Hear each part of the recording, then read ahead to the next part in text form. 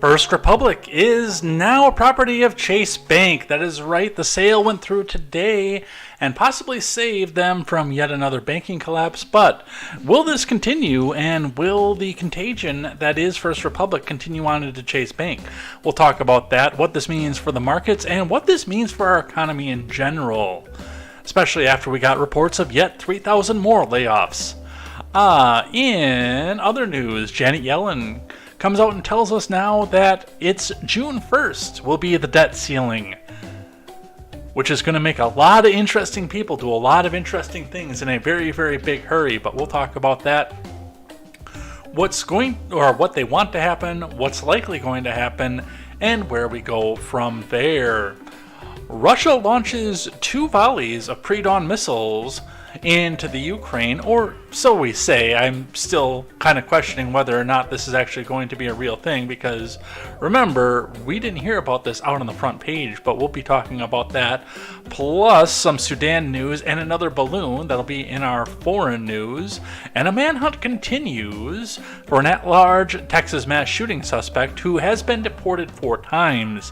It is going to be all this and more on a late edition of Contemporary.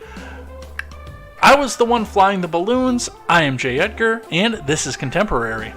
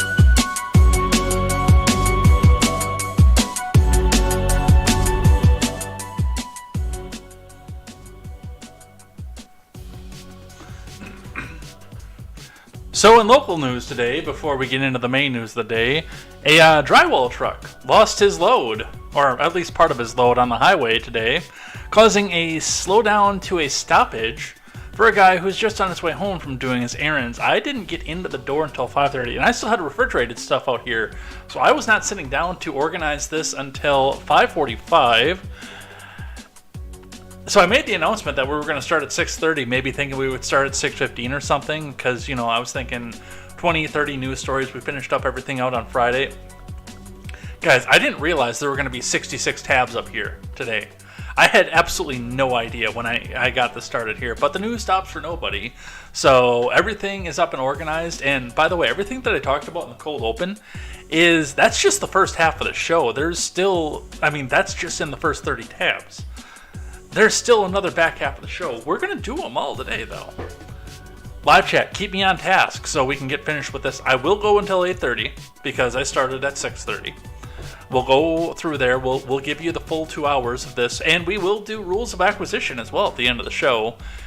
We might even go long for all I know, because it's a bunch. There's a lot here, so strap yourselves in, grab some dinner, grab some popcorn, get some loved ones in the room. I'll try to keep the language AM radio friendly throughout the day today.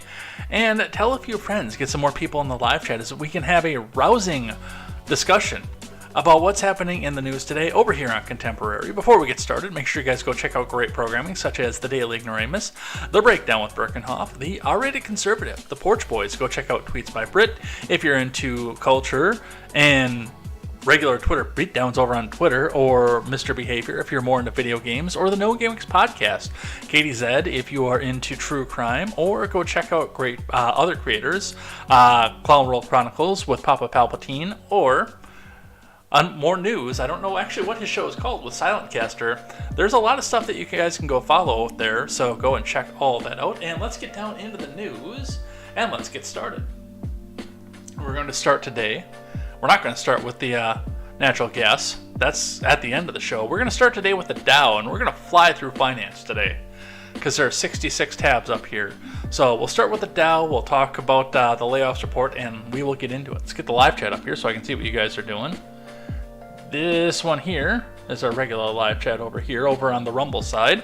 Feel free to chat. And by the way, any platform over here, your Rumble and your main channels are not married, but I'll periodically check over and see what you guys are saying on each side and see what you guys have to say about the news and what's happening here. All right, let's start with the Dow. The Dow is down on the day after spending actually most of the day up, only tanking at the very, very end of the trading day. The Dow is down to 34,051.70. That is down 46.46 points or 0.14% on the day. Following news of the First Republic buyout. So we'll be talking a bit about that. Your Bitcoin also tanked throughout the day today. Had a very big tank about 6 p.m. yesterday, 24 hours ago, and continued to drop and fall throughout the rest of the trading here today. Kind of rebounding itself back up at the end of the day, ending the day down $1,227 and 20 US cents. That is down to $28,019 and 90 US cents, bringing us out on the 5-day. We can see over the weekend, especially on to April 30th, a spike that touched almost 30,000 before falling back down into the range that we are sitting at right now. So we'll continue to watch Bitcoin, see what happens with it, and see what is trading, and, well, see where this goes. Of course, Bitcoin being one of the more accurate measures of what's happening in the immediate short term, because if you ever got a Coinbase and a PayPal account and you need the extra money for food, fuel, an extra bill you have to pay, diapers or anything else like that, that can be one of the first assets to go. Much more liquid than your stocks and bonds. Looking at your gas prices around the Madison area, we are still seeing $3.30 on the east side of Madison, but the west side of Madison has started to catch up with the east side, bringing us down to $3.40 on the west side. On the Isthmus, we're at $3.20, $3.36 entering the Isthmus, so a bit of a mixed bag, but still trending lower on the gas prices. I don't want to tell you to wait because I don't want it to spike back up, but something to look forward into if you got to go back and top back off. Let's grab our markets report from CNBC. Dow closes slightly lower following JP Morgan's takeover of fallen First Republic from Han Kyung Kim and Samantha Subin. The Dow inched lower Monday in the wake of the government seizure of First Republic over the weekend and the bank's subsequent sale to JP Morgan Chase. The Dow dipped barely 50 points, or 0.14%, to end its session at 34,051.70. The S&P ticked down 0.04 to close at 4167.87. The Nasdaq fell 0.11, ending at 212.60. JP Morgan Chase rose 2.1% after it emerged the winner of a weekend auction for First Republic. The big bank has acquired all of the troubled lender First Republic's deposits and a substantial majority of assets. This deal means that JP Morgan Chase, already one of the biggest US banks, will become even larger. Yeah, we'll be talking about that too, because our friends on the left are not happy about the fact that JP Morgan is about to become more flush with millionaires and billionaires. It's going to be fun to watch. JP Morgan Chase CEO Jamie Dimon said that the deal resolves much of the fallout in the banking sector that has started since the sudden collapse of the Silicon Valley Bank in March. There are only so many banks that were offsides this way. There may be another smaller one, but this pretty much resolves them all. This part of the crisis is over, Dimon told shareholders in a call after the deal was announced. Infrastructure Capital Management CEO's Jay Hatfield was wary the takeover deal could quell further fallout among the regional bank stocks. I wouldn't be surprised if there aren't more attacks on regional banks by short sellers, particularly not so much during earnings season, but when we get into May and June when people are looking for shorts to hedge their books, he said. We have the debt crisis looming, so I would be surprised if we don't have some other banks coming under attacks, particularly with the Fed raising rates and putting tremendous pressure on the financial system by keeping the yield curve so steeply inverted, Hatfield added.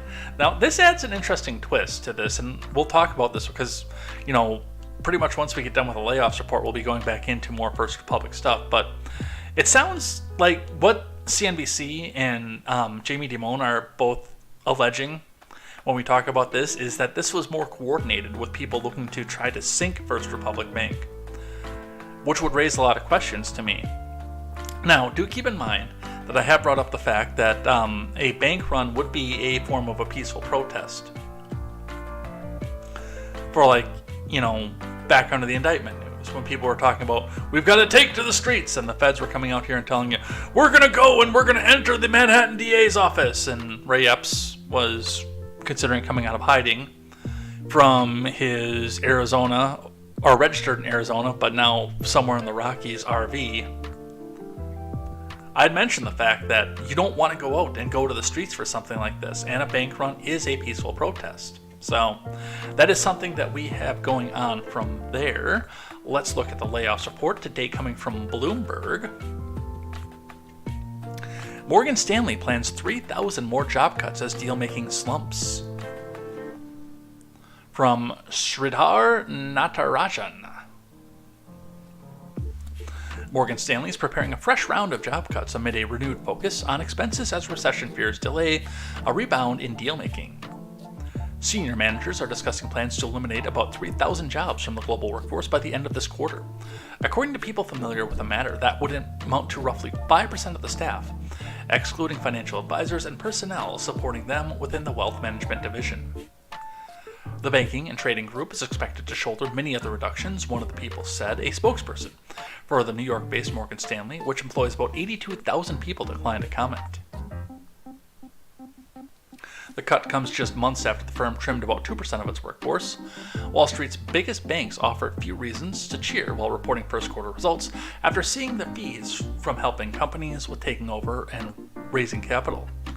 A proxy for the economy's health slump over the past year, the Federal Reserve's desire to curb inflation through rate hikes and the ensuing regional banking tumult have further damped activity.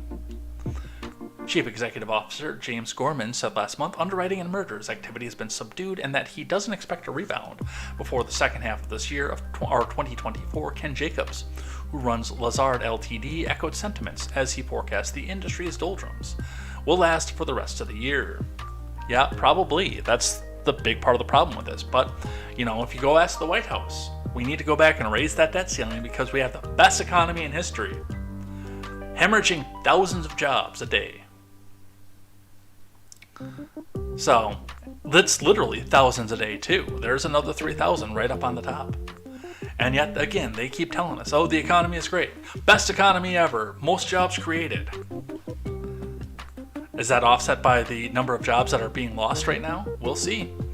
We've got to get down into First Republic though, so let's get started on the main news of the day from ABC. First Republic Bank collapses, JP Morgan to take over, FDIC says, from John Howarth. First Republic Bank has become the third bank to fail in recent months, and JP Morgan Chase will assume all of its assets according to the FDIC. The FDIC said the deal avoids the agency having to use its emergency powers and would minimize disruptions for customers. It comes in the wake of the failure of Silicon Valley Bank and Signature Bank shortly thereafter. Under the deal, JP Morgan is set to take up all the deposits and substantially all the assets of First Republic Bank after the FDIC confirmed that the troubled bank had collapsed on Monday. JP Morgan Chase National Association submitted a bid for all of First Republic's bank deposits.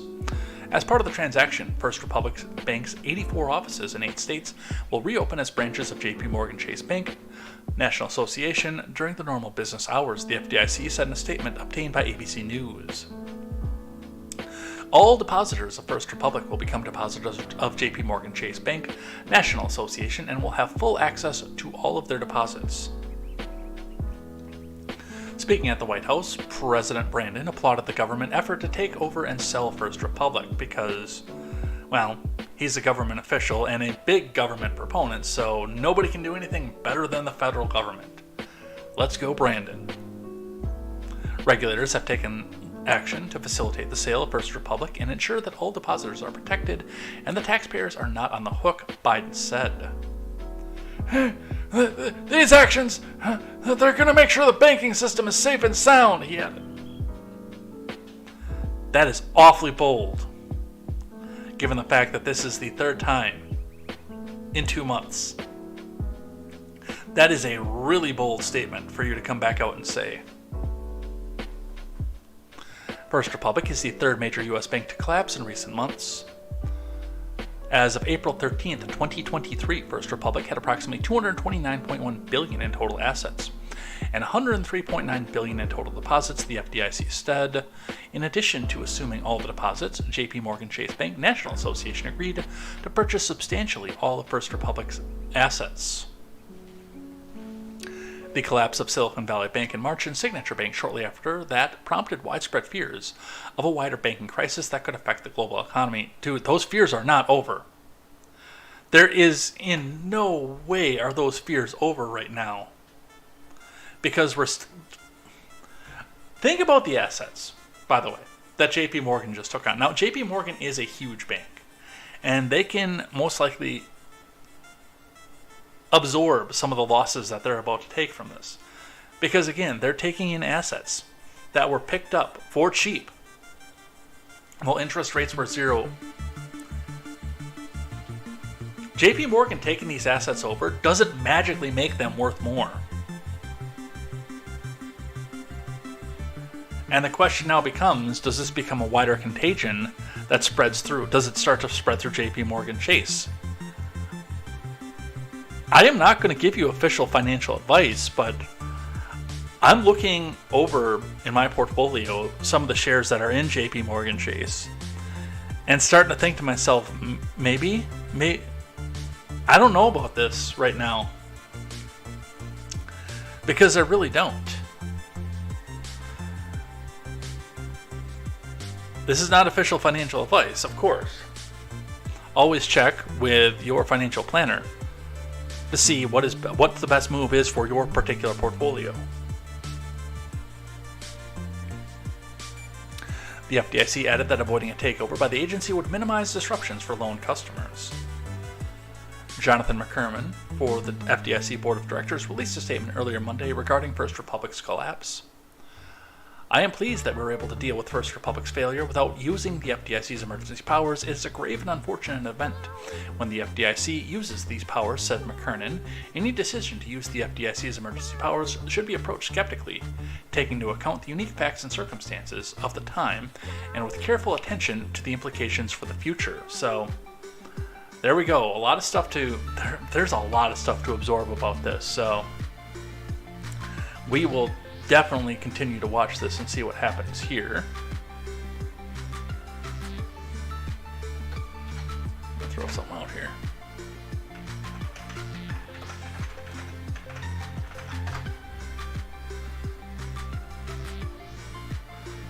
All right. We're going to take a little bit of a second perspective here from our friends over at NPR. NPR reports JP Morgan Chase buys troubled First Republic Bank, with a little bit of editorialization as to what's happening with First Republic to make it look like this was complete mismanagement, and that the only way out was for NPR or for JP Morgan Chase to come in after U.S. government takeover. This is from David Gura, and remember, hit that donate button because NPR can only be funded by 10% of taxpayer dollars, and they need more. They need our money, comrade, to come back out and tell you why this just one time the billionaire bank is not the evil one in the position, and instead are the ones who are saving the American economy for the wonderful and vaunted Joe Biden. So let's see what it is that David Gura has to say about this.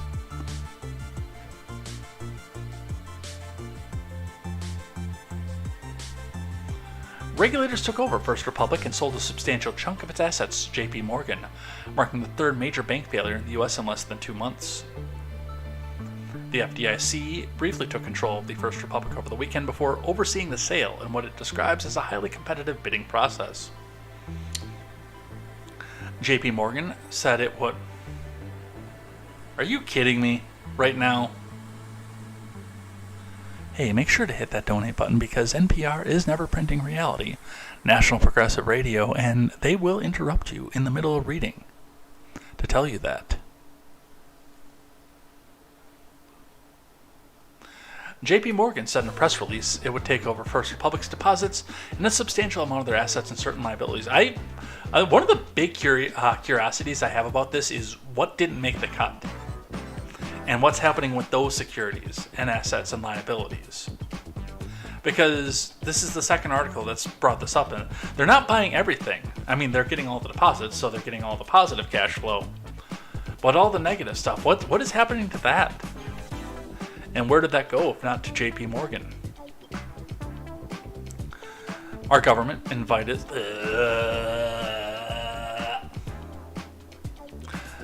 Our government invited us and others to step up, and we did, JP Morgan Chase CEO Jamie Dimon said in a statement. This acquisition modestly benefits our company overall, is accretive to shareholders, and helps further advance our wealth strategy, and it's complementary to our existing franchise. First Republic's 84 branches opened as JP Morgan Chase Bank branches on Monday, and depositors have full access to their money. Its takeover caps a rocky week for First Republic, and it marks the latest event in a period of banking turmoil that has roiled the country's financial system. Dude, this is not over yet. I love how people are optimistic and think this is over. This is not over.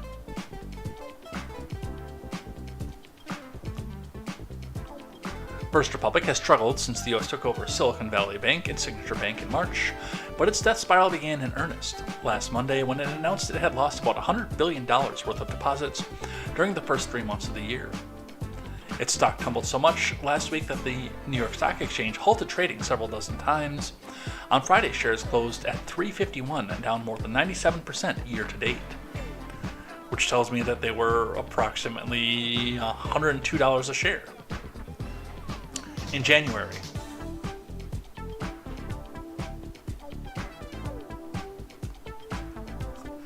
First Republic is the largest U.S. lender to fail since Washington Mutual in 2008, which was also acquired by JP Morgan Chase.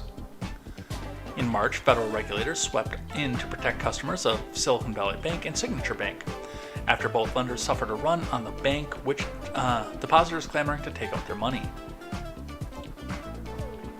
Citing potential risk to the broader financial system, regulators took unprecedented action to ensure all deposits at the two banks, even deposits that exceeded the FDIC's $250,000 threshold for insurance.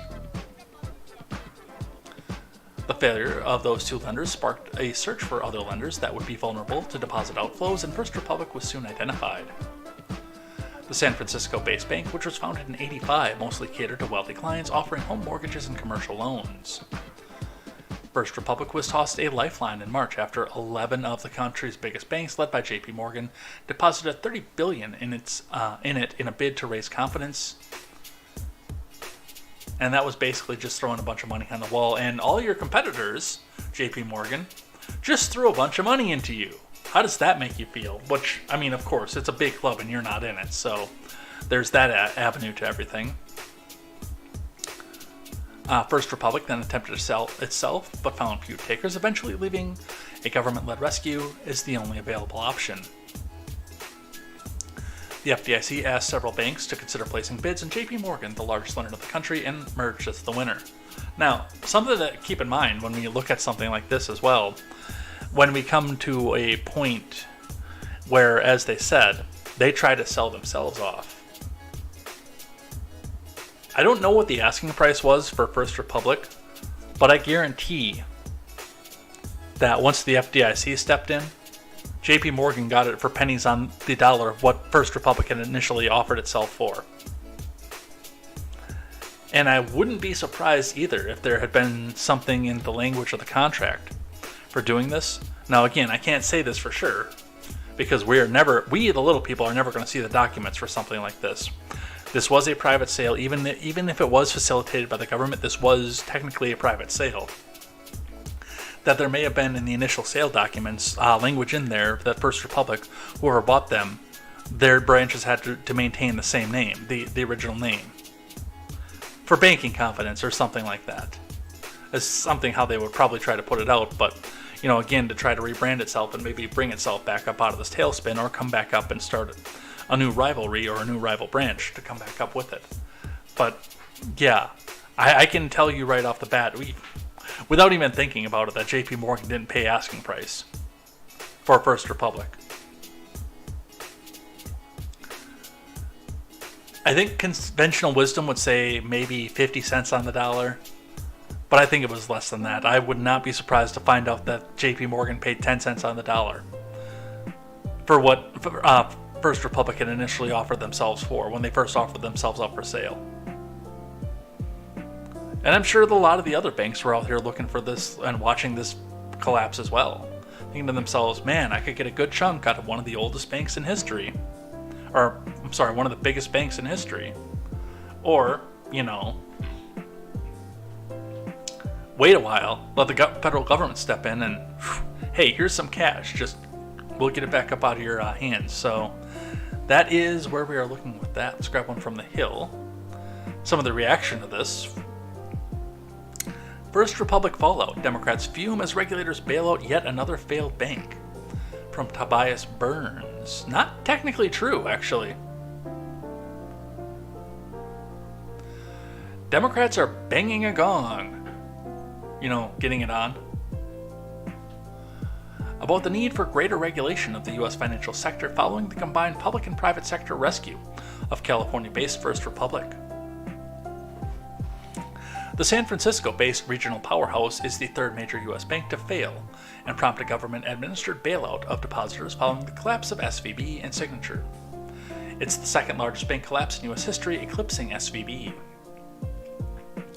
While Democrats aren't arguing that the Biden admin should have let First Republic fail, many are concerned that the current spate of bank rescues point to financial stability concerns. Do you think?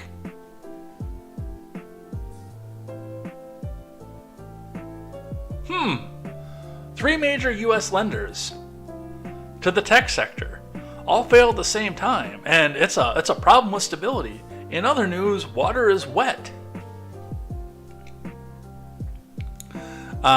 Senate Banking Committee Chairman Sherrod Brown weighing in. First Republic's risky behavior, unique business model, and management failures led to significant problems, and it's clear we need stronger guardrails in place. We must make large banks more resilient against failure, so we can protect financial stability and ensure competition in the long run. Cleaning up First Republic's collapse will cost the FDIC roughly $13 billion from the Depositors Insurance Fund, a pool of money funded by bank fees that exists to protect deposits. The FDIC has already tapped $22.5 billion from the DIF to handle the collapse of SVB and Signatures in March, though the fund had roughly $128 billion in it at the end of 2022. They missed the billion down here, so that's kind of where I lost my place. JP Morgan will also receive $50 billion in fixed-rate financing as it takes on First Republic's assets. By the way, that's a deal you're not going to get. Outstanding loans and deposits in the form of a promissory note, a representative for the FDIC told The Hill. Elizabeth Warren, a fierce critic of big banks, emphasized that the FDIC bailout of First Republic once again puts the taxpayer money in the line.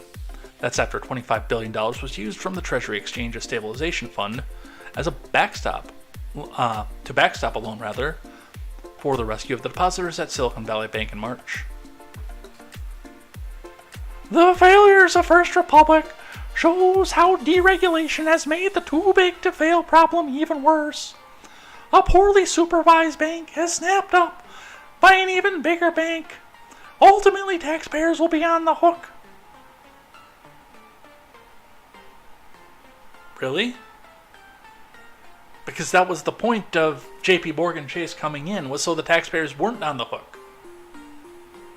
And by the way, your colleagues were banging the drum for the taxpayers to be on the hook when it was Silicon Valley Bank.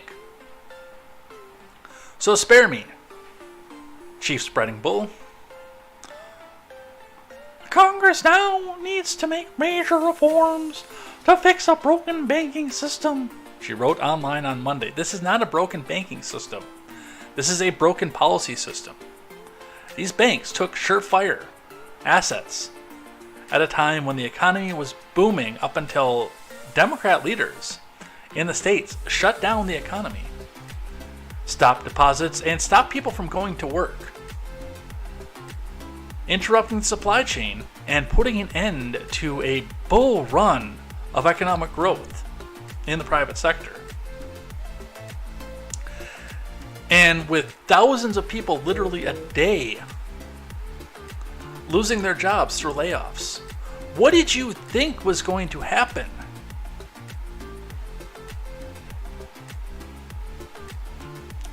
You know what my big question is going to be? Are there going to be mass layoffs from JP Morgan Chase now that they suddenly have hundreds, if not thousands, of new employees across 84 new branches?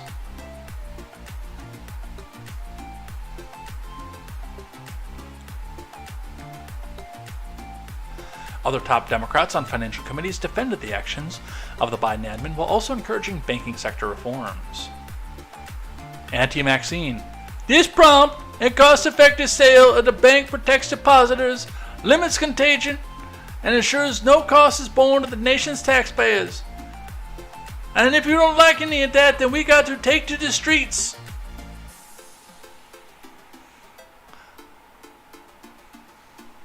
First Republic's failure comes as lawmakers and regulators are still investigating the collapse of SVB and Signature banks. Why are you still investigating?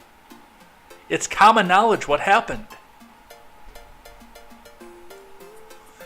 You've got to blame the regulators, House Financial Services Committee member Rep. Brad Sherman told The Hill in an interview. If anybody should appreciate an interest rate hike, it's the people who push the interest rates up. Waters also noted reports released Friday by the Federal Reserve and Government Accountability Office that found both Fed regulators and bank managers were to blame for the collapse of the venture capital repository Silicon Valley Bank and crypto-focused Signature Bank.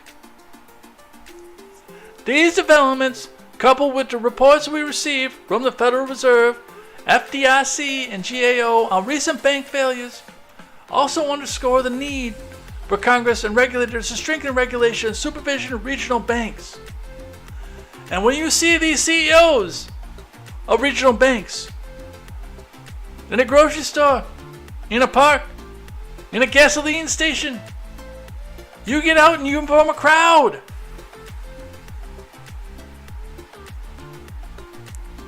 The frustration over yet more bank failures and government caretaking wasn't limited to Democrats on Monday. Republicans and even a regulator at the FDIC bemoaned the country's bailout culture. Yeah, too big to fail.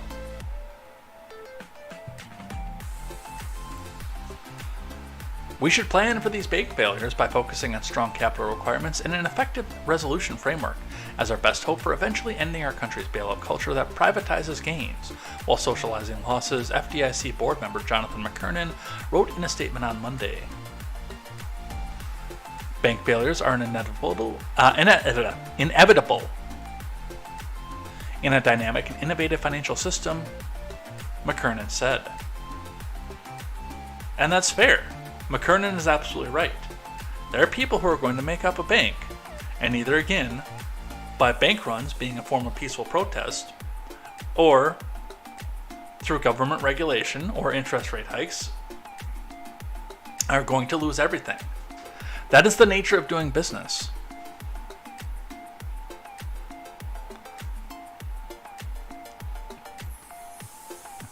But they get off to these points, and one of the big parts of this, by the way, comes in the fact that they can't let the banking sector fail under Biden.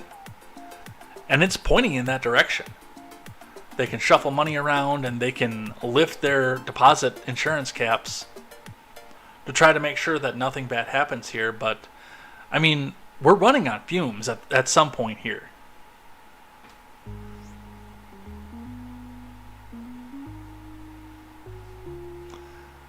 Bloomberg weighing in, that is Ron Helton's favorite publication from his favorite politician, telling us First Republic's jumbo mortgages brought on the bank's failure. Why? Unless you're giving them out, of course, to people who can't afford them or people who may be on the cusp of losing everything. From Hannah Levitt, Jennifer Serene, and Sonali Basak. The seeds of First Republic's downfall were sown in the jumbo mortgages of Silicon Valley, where a unique strategy to loan wealthy individuals extraordinary sums of money blew up in spectacular fashion. In the early 80s, First Republic chairman Jim Herbert, then running San Francisco Bank Corp, wanted to get into a new line of business. The Bay Area's high earners were coming to him, asking to borrow hundreds of thousands of dollars more than the average lender would offer to help them buy pricey properties in the area.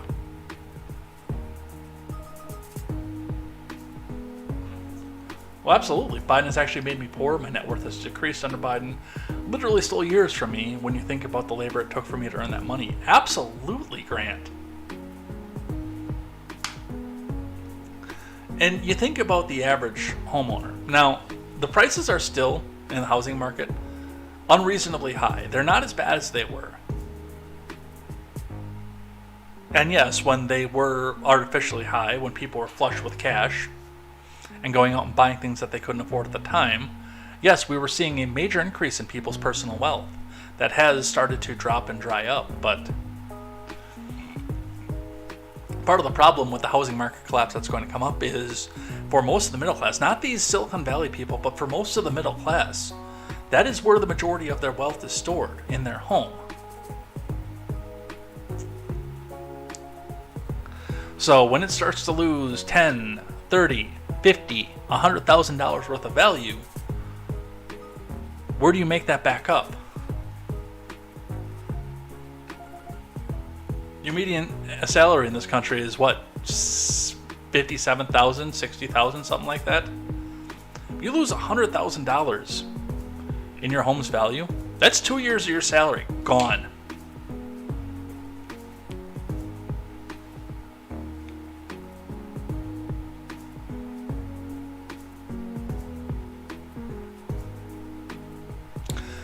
Why don't we do a couple of these and see how they go? Can't bankrupt the whole bank. Herbert said to the firm's president, according to an account of the conversation on First Republic's website. Years later, after Herbert left the San Francisco Bank Corp and founded First Republic, his new bank became known for handing out interest-only mortgages at rock-bottom rates to borrowers with high incomes and exceptional credit scores. Typically, they didn't have to start repaying the principal for a decade. Demand for the loans surged during the pandemic as wealthy buyers sought mortgage deals that would allow them to keep the bulk of their money in higher return investments. The rush helped First Republic double its assets in 4 years and also contributed to its collapse. In the early hours of Monday morning, JP Chase and Company agreed to acquire First Republic from the Federal Deposit Insurance Corporation, which seized the bank after a tumultuous period in which the stock had cratered and depositors had pulled almost half their money. Just a few weeks earlier, Wall Street's biggest banks had stepped in to shore it up with their own cash. So, and some of that comes with a problem of doing business like that, especially if you're going to a single sector. Now, that is mismanagement in and of itself, but there were other aspects to them outside of the mismanagement, and some of it was coming from government policy. But one of the big problems when you only cater to a certain sector, as allegedly First Republic did, is the fact that once that sector starts going into trouble and starts having to lay off people, part with real estate, and losing money left and right, or losing investors left and right before bringing themselves back up, is when that whole sector starts to go haywire, your business model starts to go haywire too. One of the advantages of JP Chase coming in and taking over this is that JP is highly diversified in its portfolio. It has things from all across the sector, all across the private sector, and even some things in the public sector. So they're heavily diversified. So if one sector starts to go down, they can pull money out of one that's still barely hanging afloat and try to hold the other one back up afloat.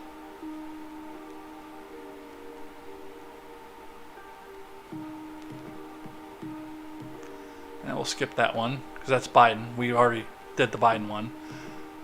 So that's First Republic. If you were a First Republic member, I want to hear about what happened. Did you get a notice? Did they start putting new signs up? Does everybody have new shirts as of this morning? Or how does that all work? I don't have a First Republic account. Well, nobody does now, but I didn't before either. Let's talk about the debt ceiling. Starting from CNBC, the U.S. could hit the debt ceiling by June 1st, much sooner than expected, Yellen warns. Hey, does anybody have any popcorn? Kind of want to watch this. From Christina Wilkie.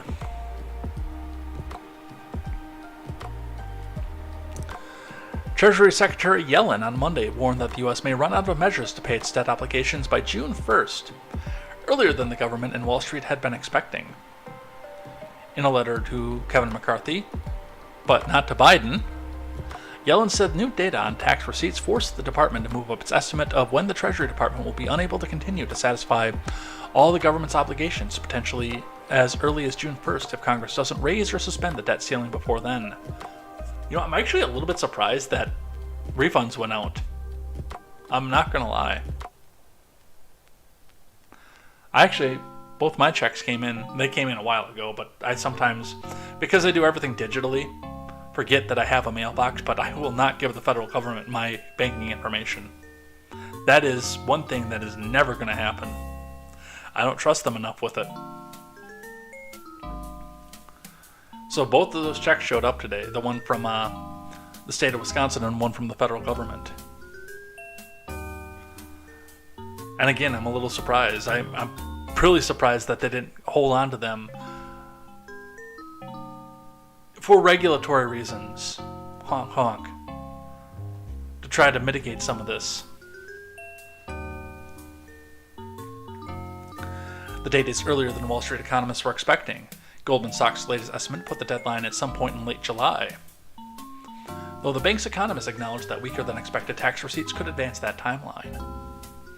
On Monday, President Brandon called the Big Four congressional leaders, Chuck U. Schumer, Turtleman McConnell, Kevin McCarthy, and Hakeem Jeffries to invite them to a May 9th meeting at the White House to discuss the debt limit, a White House official told NPC. The CBO also revised its estimate for the so-called X date on Monday. Because tax receipts through April have been less than Congressional Budget Office anticipated in February because people are losing their jobs and sometimes having to take a pay cut,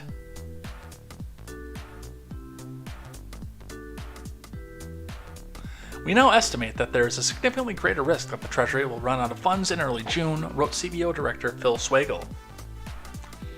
While there's technically a month between the date of the letter and the earliest X date, the congressional calendar showed Monday that there are only 8 legislative days this month, when both the House and Senate will be in session at the same time. Yeah, because that government really works for you. 8 days in a month. How do you get a job like that? You run a government, by the way. Okay, this is a little bit of editorial in our government. But you run a government that is constantly in crisis mode, ever since I have been paying attention to politics, starting in late 2011. The government has been in a constant state of, we're in an emergency. This next day could be the next thing. We could sink into fascism. We could sink into debt default. We have to shut the government down. We ran out of money. It has been constant since 2011, and yet, with this looming and staring down, 8 days in a month. Are you kidding me? Now, mind you, that's when both chambers are in session. 8 days, though. I just can't. I can't.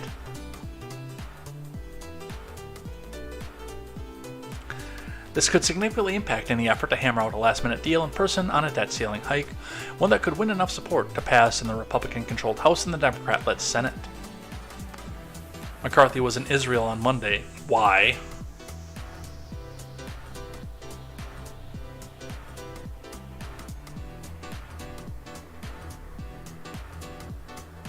Where he delivered an address to the Knesset, the nation's parliament. For the past 2 months, the White House has refused to participate in talks with McCarthy, just like I said they were going to. I said this back in January. They were going to wait until the last second. And remember, by the way, we heard about the debt ceiling back in January. And then we got a non-stop. We're going to get him now. We got the documents now. We're going to get Trump now. And put Trump back in the news. To the front. Until we went down to the very, very last second of the debt ceiling. And now, once we're in crisis mode, code red, now we're going to come back and talk about this.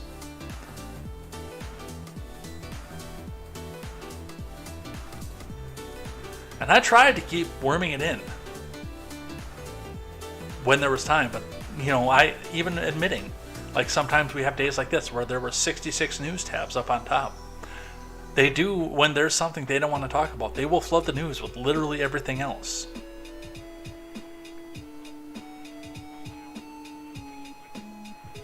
Insisting the House Republicans pass a debt limit hike without any strings attached.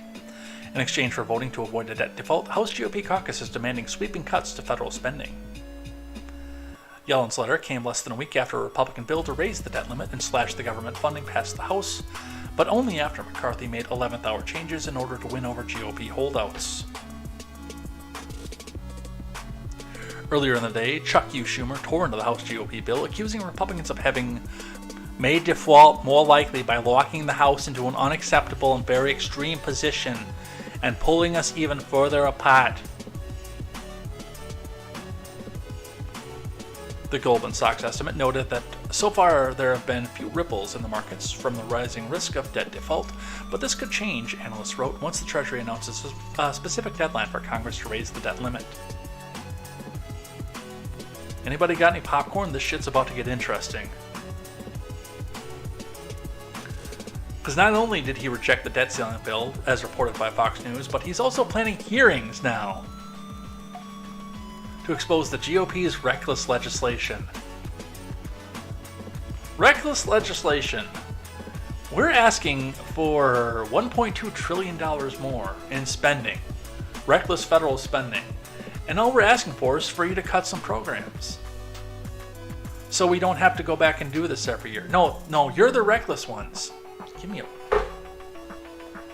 I said bring your family in, and I tried to keep the language AM radio friendly, but I'm sorry.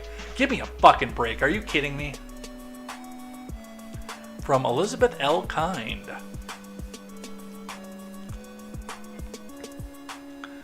Senate Majority Leader Chuck U. Schumer on Monday rejected the House-passed bill to raise the debt ceiling and trim federal spending, and said Senate Democrats would hold a series of hearings on the bill, not to consider it, but to warn the American people about how dangerous it is. They're going to do the same shit they always do. The Senate will show the public what this bill truly is, Schumer wrote in a letter to his Democratic colleagues. Beginning this week, our committees will begin to hold hearings, struggle sessions, to expose the true impact of this reckless legislation on everyday Americans. We're turning more into Soviet Russia every day, aren't we?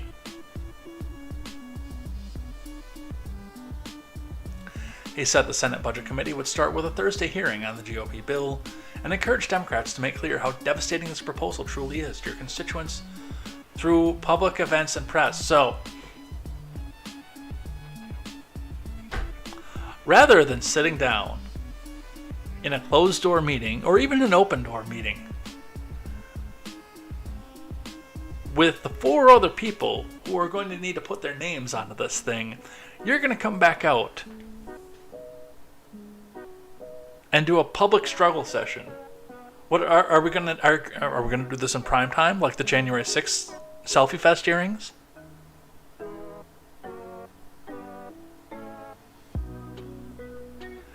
And again, as I pointed out all the way back in January and continue to point out right now, he's going to get away with this because they have a captive media who will kiss their asses at every avenue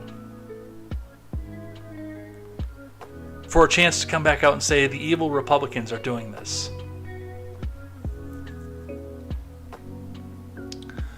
The Limit, Save, and Grow Act passed the House with no Democratic support in a Wednesday evening vote last week. In addition to raising the debt ceiling by $1.5 trillion or through March 2024, whichever benchmark is first, it would also return the federal discretionary spending levels to those seen in 2022. So, not pre-pandemic, but post-pandemic when we were still hemorrhaging through money. Left and right. I could see where Chuck Schumer would have a problem with this if, we were talking about bringing it back to 2010 levels, which I would not be opposed to. Because even though we were recklessly hemorrhaging money then,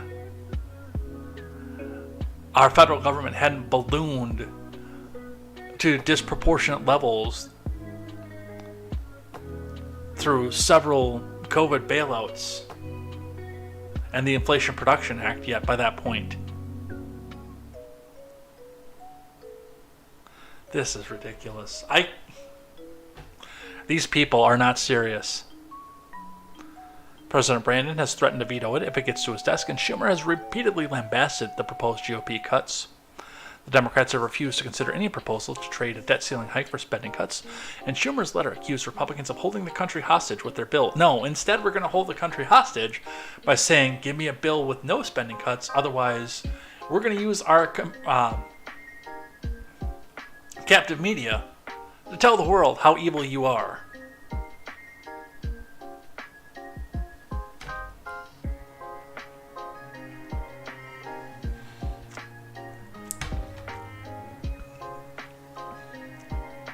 Last week, the House Republicans sent a hard right ransom note to the American people.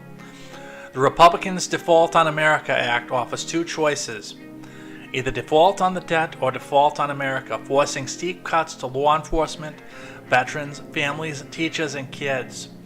Democrats will not allow it. Put plainly, Republicans' Default on America Act pushes us closer to default, the New York lawmaker wrote.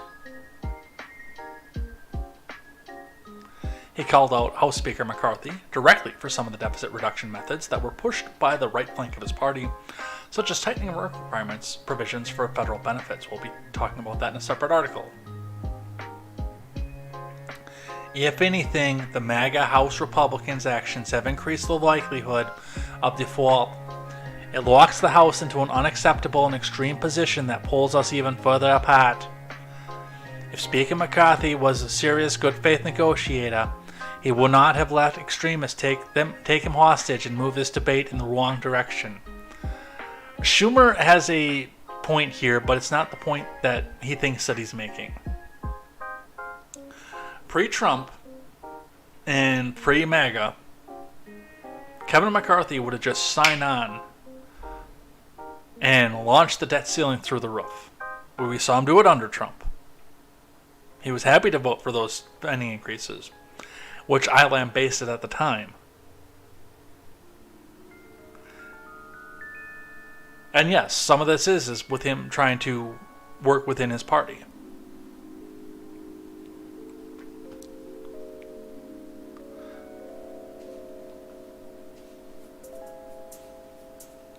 But Schumer is literally telling the world that it's Republicans holding the country hostage, while holding the country hostage.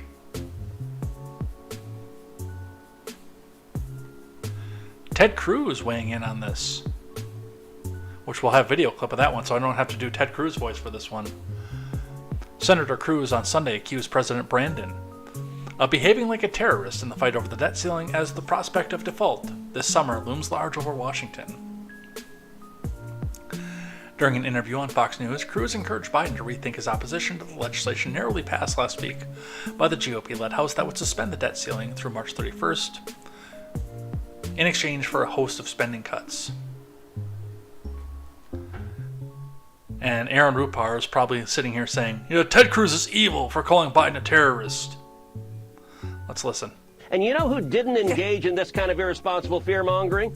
Barack Obama, the president. He sent Joe in and said, let's reach a deal. Yeah. That Joe Biden from 2011 needs to come back not the guy they got right now locked in the basement and a White House that's being run by 25-year-old radicals who figure, heck, just let it all default. What do we care? These are little Marxists with no experience in the real world. We need to bring back the Joe Biden who's done this before, not the one who is behaving like a terrorist, which is what Biden is doing right now. So back then. Get him! If I thought for a second Ted Cruz was actually serious about this and wouldn't roll over for the Uniparty as soon as it granted him more power, I would have a lot of praise for Ted Cruz at this point. But I know who and what Ted Cruz is.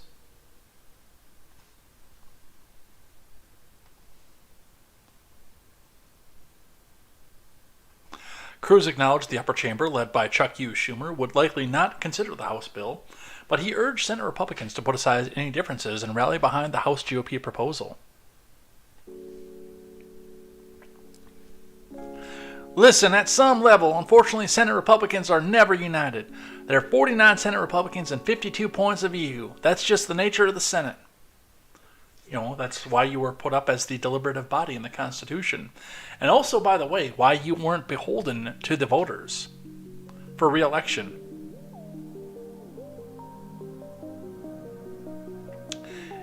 Before the 17th Amendment. Repeal the 17th, by the way. Get people more interested in their state houses. Hey, if you don't like the person that your state house is going to put up as senator, go and vote for your state legislature. No, that would make too much sense. But we do have maybe some backing down on this. Biden invites top... We'll have some NPC video, looks like. I thought this was a written article. I thought I got rid of all the video ones. Biden invites top congressional leaders to a debt ceiling meeting. Let's listen to reporting from NPC News.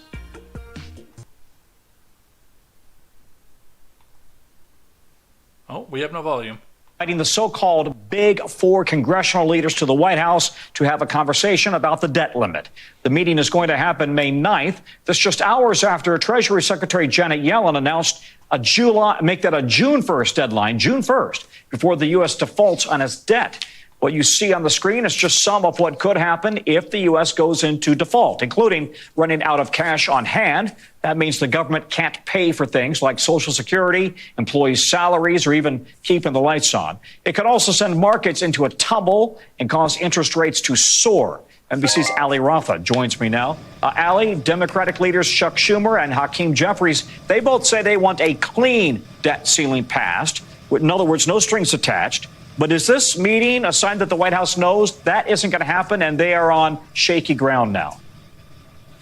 Yeah, Tom, it'd be easy to assume that based on this outreach that we learned of from President Biden. But a White House official in this new statement is being very careful to distinguish this outreach from what the White House is hoping to get out of this. They're saying in this new statement, quote, President Biden will stress that Congress must take action to avoid default without conditions and invited the four leaders to the White House to discuss the urgency of preventing default as well as how to initiate a separate process to address the budget and fiscal year 2024 appropriations.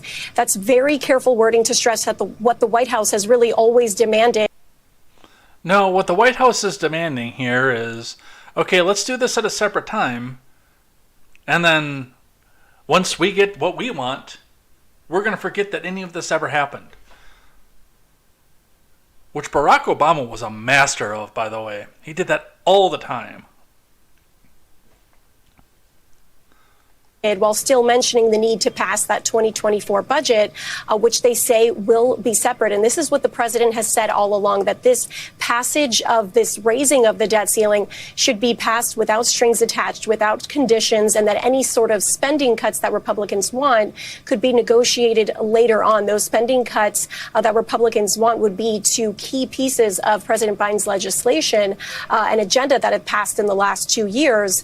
What could have been a motivating factor for this outreach we learned of from President Biden could be this new letter that we know of from Treasury Secretary Janet Yellen that she released earlier today, where that timeline for default becomes more clear. She said it could happen as early as June 1st, that the country could go into default if the debt ceiling is not raised. Remember, she has said that she's resorted to extraordinary measures to make sure that the U.S.'s bills continue to be paid while we wait for this negotiation to play out.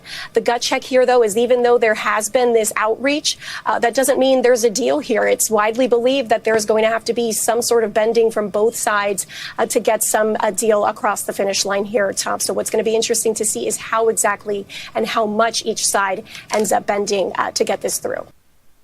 Time and again, college camp. All right. So they're all headed for the White House. Fox News. Something's got to give in tense debt ceiling standoff from Chad Pergram. It's unclear exactly where there's a court for American presidents. What is equally vexing is the geoposition of a theoretical political ball which one could hypothetically volley into that presidential court. But one thing is unambiguous.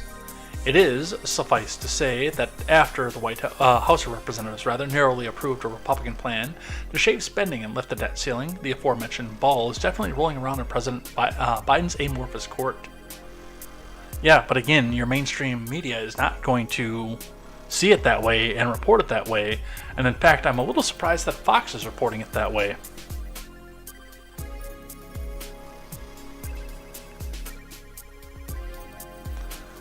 The cliches about Mr. Brandon's disposition on the debt limit flow like a river. President Biden is now on the clock to hear House Speaker McCarthy tell it. The president has avoided him like the plague for 3 months. Called it. On the debt ceiling, hope springs eternal for President Biden and McCarthy's May 9th huddle at the bargaining table. Just once I want to see this mythical bargaining table, but alas, I suspect the bargaining table is as mysterious as the ball we discussed, which is now somewhere in that mysterious executive branch court. There hasn't been much discussion about a court and the presidency since Jimmy Carter personally oversaw scheduling of the White House tennis court in the late 70s, but now it's President Biden's move in the debt ceiling drama. McCarthy wasn't a guest at the White House state dinner the president hosted last week for South Korean President Yoon Suk Yeol. The House is out for a week. McCarthy traveled to Israel to speak to the Knesset, so negotiations will have to wait until May 9th at the earliest. Historically, what will it take to spur action?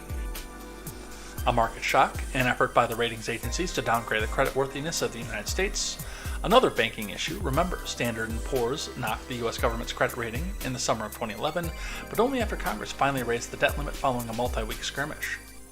The S&P downgraded the federal government because the Congress infused so much drama into the mechanics of lifting the debt ceiling. Standard & Poor's said lawmakers didn't imbue the system with confidence. Yeah, it's actually going to happen again, by the way. Today it could be the CBO anticipating a greater chance the Treasury would run out of funds by June. Unfortunately, I think we're close to where we were in 2011. We are closer, said Martin Heinrich of New Mexico, and that cost us 70 basis points at the time, so this is truly a hot stove, and we need to raise the debt limit because in this country we pay our bills.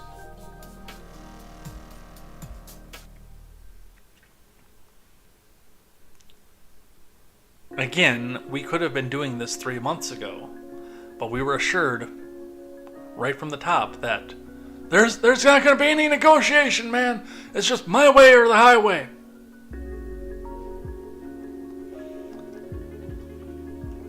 How about a clip from World's Worst Press Secretary? Reporter to token diversity hire. It's the president's economy, so is he not going to have a meeting with McCarthy until McCarthy gives in? Let's listen. But it's the president's economy. So is he not going to have a meeting with McCarthy until McCarthy gives in? Do you think McCarthy's bluffing here? The president is prepared to talk about budget and appropriations process. That's what we have said. We are not a deadbeat nation. The president said that. You heard directly from him moments ago. And the president said he's happy to meet with McCarthy, but not on whether or not the debt limit gets extended. That's not negotiable. We are continuing. So what is he going to meet it with him with? Or for? To be very firm about that, to be very clear. The president, again, said this himself. But it's the president's. All right, and the last one that we have on this is Time coming in here and trying to throw some more fear porn into you. What Republican work requirements in the debt ceiling bill will do? From Nick Popley. House Republicans passed a debt ceiling bill last week with a provision to enact a new work requirements for those seeking federal assistance, claiming the measure would help cut federal spending. Although the bill is unlikely to become law, it will require millions of low-income Americans who receive food stamps and health insurance from the federal government to work longer hours in order to qualify for benefits. The proposed provision is among several demands Republicans are making in exchange for raising the nation's borrowing limit for about a year. House Republicans say the work requirements would reduce government spending and increase employment, but some economists are skeptical that they will result in significant savings for the federal government. It's only going to cost a ton of money to implement these new work requirements, says Lily Roberts, acting vice president for the Inclusive Economy at the Center for American Progress, a left-leaning policy institute. They're going to have to hire hundreds of bureaucrats to manage the process of documenting all those work requirements now. Can't we use the ones that are already documenting the work requirements we already have? Which, by the way, those already exist. If you're able-bodied and have no kids, you already have the work requirements. So, can't we use the agents that are already doing that? I don't understand why we need more. I mean, other than the fact that we have to go spend more money to make it look like the Republicans are evil.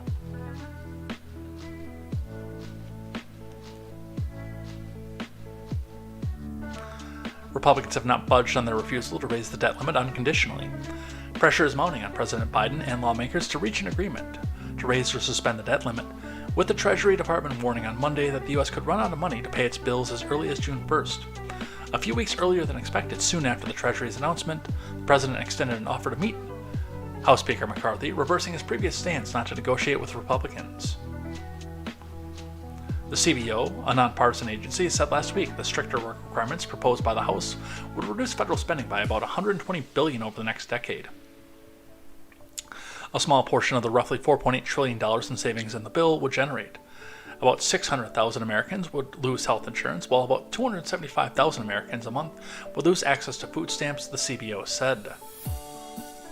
Or, and again, they would likely go back in and try to fill the work requirements.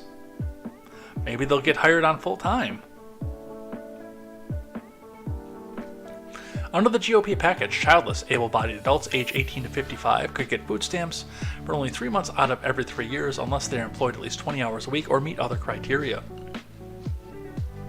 Currently, that mandate applies to those aged 18 to 49, though it's been suspended during the Pinko Pox public health emergency, which is over, by the way. The Republican debt ceiling package would also require certain adult Medicaid recipients to work, perform community service, or participate in the employment program for at least 80 hours a month to earn a certain minimum monthly income. It would apply to those ages 19 to 55, but not those who are pregnant, parents of dependent children, those who are physically or mentally unfit for employment, or enrolled in education or in substance abuse programs, among other exceptions, which, by the way, time doesn't tell you this, but those same aspects apply up here, too.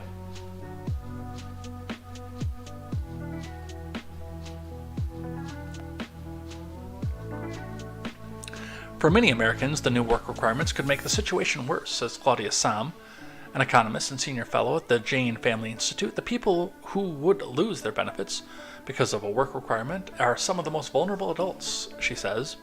It's often homeless people who weren't working before, or people who face serious barriers to work that are the ones who will lose their benefits. Matt Gaetz, a member of the far-right House Freedom Caucus, is one of the lawmakers who called publicly for tougher, longer work requirements for the recipients of food stamps and Medicaid. I don't think hardworking Americans should be paying for all the social services people who could make a broader contribution and instead are couch potatoes, he said at a news conference last month. Despite these claims, economists warn the government can incur additional costs when low-income people lose access to federal benefits, particularly access to health care if folks lose Medicaid. It becomes an issue of uncompensated care. Roberts says the government will pick up those costs often in another way. That is true, but the encouragement should be to find a way so the government doesn't have to pick those back up. Not, oh, we're just going to do it anyway, so... Alright, that's where our debt ceiling lies. There's an interesting case going through the Supreme Court right now from the USA Today. How a group of herring fishermen may get the Supreme Court to reel in government power. Based, Luke Wies here, welcome. From John Fritzy. Space is tight on the small boats that trawl the Atlantic in search of herring. Something else that's in short supply aboard, patience with the federal government.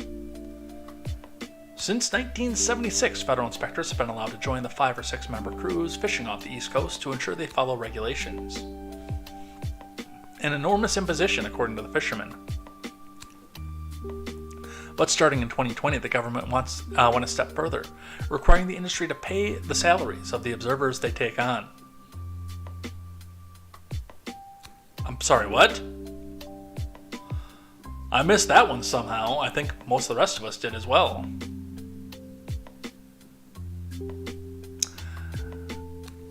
Four family-owned fisheries sued the Commerce Department 3 years ago over that requirement. The Supreme Court announced Monday that it will decide their appeal, weighing into a dispute that could have consequences that reach far beyond seafood, affecting the power other federal agencies have to regulate. Well, that's why shrimp went up. I'm sorry, what? So not only does the federal government have somebody coming in to do their dirty work for them and come and be a tattletale on your fishing boat, but you have to pay them for the pleasure to do that? Are you out of your mind?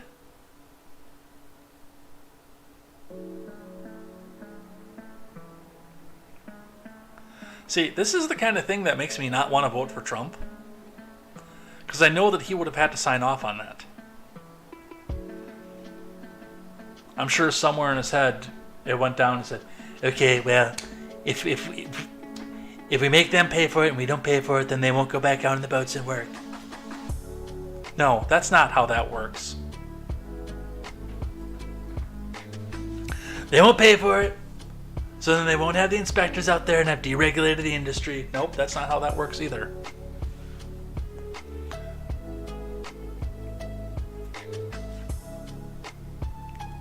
While the case is focused on the fishing industry, the implications are vast and represent a major catch for conservatives who for decades have sought to limit the power of the administrative state. Depending on how the Supreme Court rules, the decision could affect every facet of the federal government's ability to regulate pollution, the internet, gun accessories, or even how Americans respond to the next global pandemic. And this is where the USA Today is going to start throwing the fear porn in there again, by the way. What's at stake in a major Supreme Court case about herring fishermen? To require the fishermen to pay the inspector's salaries, the government relies on a section of a 1976 law that gives the National Marine Fisheries Service power to impose regulations that are necessary and appropriate to manage the species. For decades, conservatives in particular have been trying to limit the government's power to impose regulations based on similarly vague language.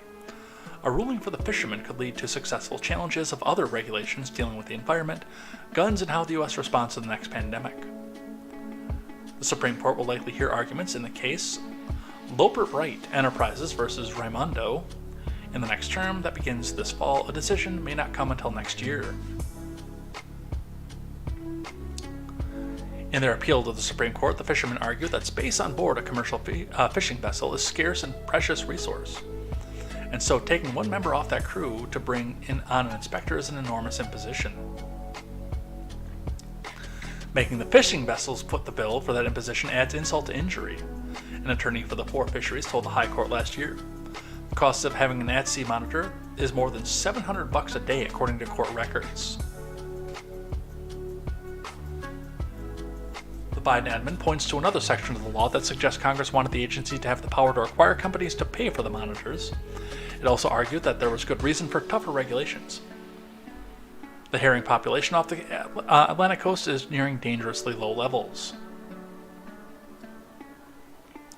The stock in the Atlantic herring fishery was found in 2018 to be approaching an overfished condition, and by 2020 to be in fact overfished, the government said. Two lower courts sided with the government, because of course they did. Now, the question here is why Biden should be paying attention to the fishermen now before SCOTUS. Federal courts, including the Supreme Court, have been clamping down on attempts by federal agencies to make policy decisions without explicit approval from Congress for years. So when the admin attempted to extend an eviction moratorium during the pinkpox pandemic and was rebuffed in 2021, when it tried to impose a vaccine or testing mandate on large employers, it was similarly shot down last year, which is, by the way, one of the first times a left-leaning outlet will admit that there was a vaccine or testing mandate out there, because right now they're trying to gaslight you and tell you, no, we never wanted to do that. No, that's your imagination.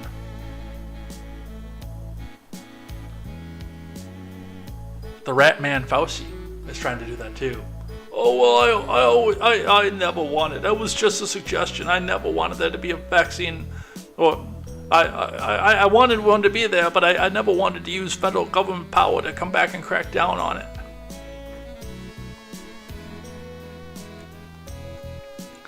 The question of how far federal agencies may go without explicit approval from Congress is one that keeps coming up at the Supreme Court. A pending challenge to President Biden's student loan forgiveness plan is being fought along similar lines. For years, courts have been guided by a landmark 84 precedent by Chevron USA versus Natural Resources Defense Council, which directed judges to defer an agency's take when a law passed by Congress is unclear. As long as an agency's interpretation was reasonable under that so-called Chevron deference, the agency won and its regulations would be upheld. But that deference has been a target for conservatives, including many on the Supreme Court, who see federal agencies as attempting to make end runs around a gridlock Congress. The High Court has been chipping away at the agency deference. The fishermen asked the High Court to overturn the Chevron decision and wipe out deference to agencies. Although the court could have focused its work on a more narrow outcome, it chose instead to target what conservatives see as a trophy fish. I see what you did there. Look, if the Supreme Court goes and overturns Chevron, this actually probably would be the right decision. And what I mean when I say that is, number one, Congress should be forced either, if they're in a position where there's a question about how their law and their mandate is enforced, the deference should be on the people, not the government. That's number one. And number two, when federal agencies go back and make this, and I mean, they use the loosest interpretation of we get to decide how and when something is enforced. That's not how that should ever be.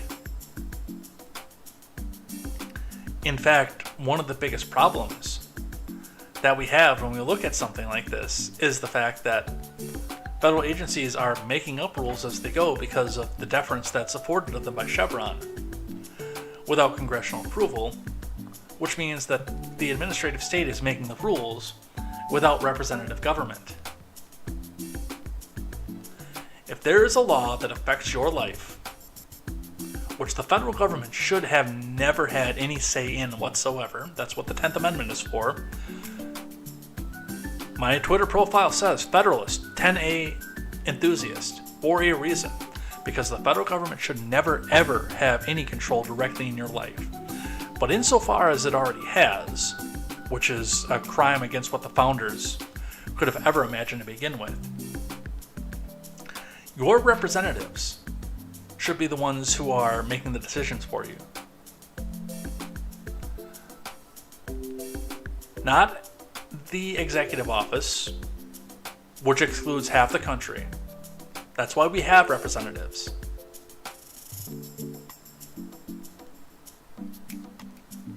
It's really interesting, by the way. For my birthday last night, I started binging the prequels, and I got halfway through Episode 2, Attack of the Clones. But what was brought up, especially in Episode 1, and it's interesting that this comes up now, right after I watched Episode 1, was the fact that Senator Palpatine, had brought up the idea that the Senate wasn't run by the representatives anymore. In fact, the people, the representatives of the people, had very little say on what it was the Senate did, and instead it was the bureaucrats that were in the executive branch, the chancellor's office, that were making the majority of the decisions for everything. Kind of like what's happening with Chevron right now.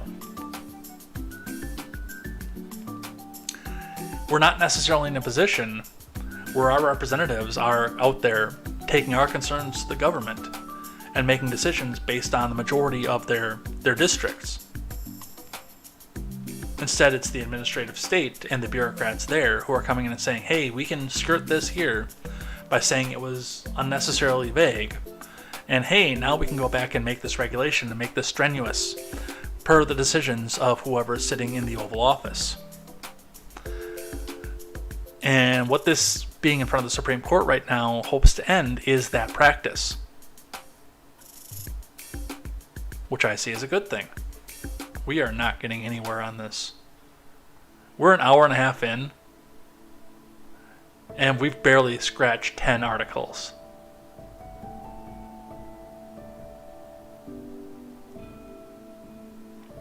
But I'm going to skip a few of these here because they're basically repeats of what we just saw. Let's talk about foreign news from the Associated Press. Russia missile attack on Ukraine injures 34, damages homes, from David Rising. Russia launched its second salvo of missiles at Ukraine in recent days, early Monday, damaging buildings, killing 2 people, and wounding 40 in the eastern city of Pavlograd, but failing to hit Kiev, officials said. Interesting. They failed to hit Kiev. More on that later. Air raid sirens began blaring across the capital at around 3:45 a.m., followed by explosions as Ukrainian defense systems intercepted the missiles. 18 cruise missiles were fired from the Murmansk and Caspian regions, and 15 of them were intercepted, said Ukrainian Armed Forces Commander-in-Chief Valery Zaluzhny. I'm going to butcher this name. Zaluzhny. All missiles fired at the city were shot down, as well as some drones. He didn't provide further ahead of Kiev city administration. We are missing so many words in that paragraph. I don't even know what that paragraph was supposed to say. The attack follows Friday's launch of more than 20 cruise missiles and 2 explosive drones at Ukraine, the first to target Kiev in nearly 2 months. In that attack, Russian missiles hit an apartment building in Uman, a city of about 215 kilometers south of Kiev, killing 21 people, including 3 children. In Monday's attacks, the missiles hit Pavlograd in the eastern Dnipropetrovsk region, killing 2 people and wounding 40, Volodymyr Zelensky said. 7 missiles were shot at the city, and some were intercepted, but others struck an industrial facility, sparking a fire. Authorities said damage was reported to 24 apartment buildings, 89 homes, 6 schools, and 5 shops, according to the regional authorities. Now, I have a lot of questions about this, especially given the fact that they're going for Kiev. And a lot of them are somehow failing to hit Kiev. And the big one here is why, if this is such an egregious act, this is getting such little traction in the public square. Now, I do understand the fact that we're sitting here facing down a debt ceiling crisis on top of this, but we get here when we start to see these missiles rain down while we're in the midst of a debt ceiling crisis. And, every time something mysteriously goes towards Kiev, we sit down and say, oh, let's figure out what we can do to throw another $1 trillion at Kiev. With no oversight, because oversight would be bad. If you want oversight, that would make you a Putin puppet. But I also want to point out that the last time we even saw anything go west of the Donetsk region, it was found to later on be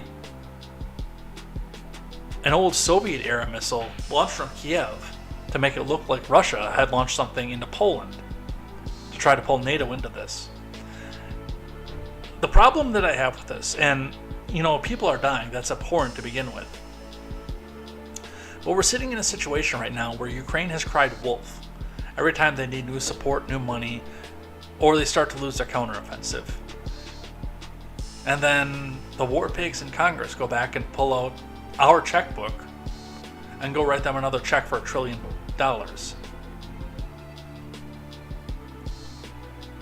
And I'm sorry, I can't look at this without questions. I can't. Not after the Poland attack. That was the big trigger for me to look at this and say, everything that's happening over here is bullshit. And I don't know what to believe anymore. When it was revealed by forensic evidence that that was a Russian missile, and reported on by the mainstreams, who have an anti-Russian agenda, and then completely forgotten about, I can't take anything out of the Ukraine at face value anymore. I can't do it.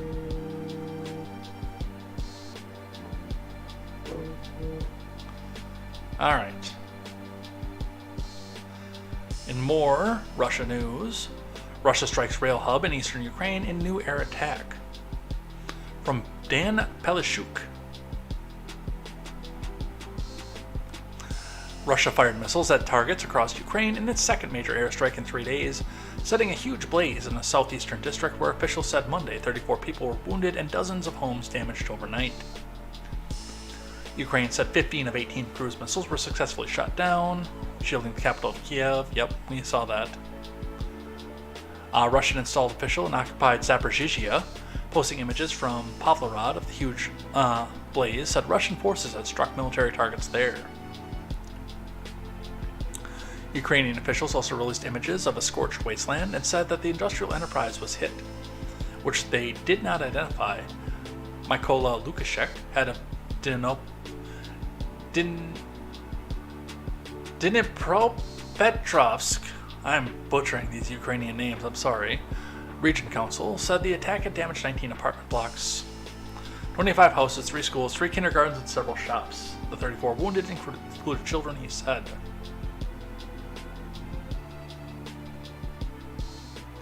Russia appears to have returned to its winter tactic of major countrywide airstrikes as Ukraine prepares to launch a counteroffensive to retake the occupied land in the south and the east. On Saturday, an apparent Ukrainian drone hit a fuel storage depot in Sevastopol, base of the Russian Navy in Crimea, which Moscow seized in 2014. Kiev said the blaze was part of its preparations for its offensive. After 5 months of a Russian assault that scared little new territory, despite the bloodiest ground combat of the war, I have questions about that too. After seeing some of the documents that got floated around, I have questions about that. Kiev is preparing to unleash its counterattack against using hundreds of armored vehicles and tanks supplied by the West.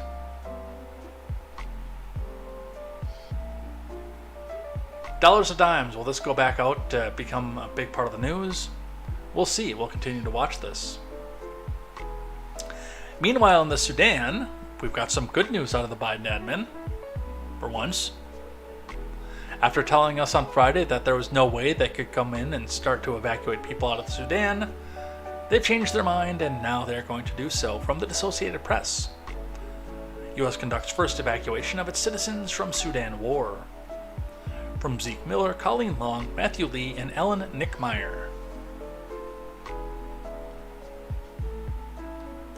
Hundreds of Americans fleeing 2 weeks of deadly fighting in Sudan reached the East African nation's port Saturday in the first U.S.-run evacuation, completing a dangerous land journey under escort of armed drones.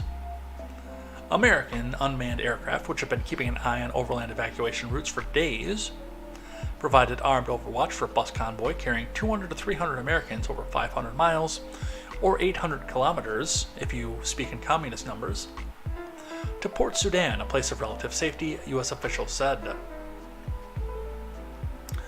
The U.S., which had none of its officials on the ground for the evacuation, has been criticized by families of trapped Americans in Sudan for initially ruling out any U.S.-run evacuations for Americans who wanted out, calling it too dangerous. And they use that word again, by the way, for the people who wanted out.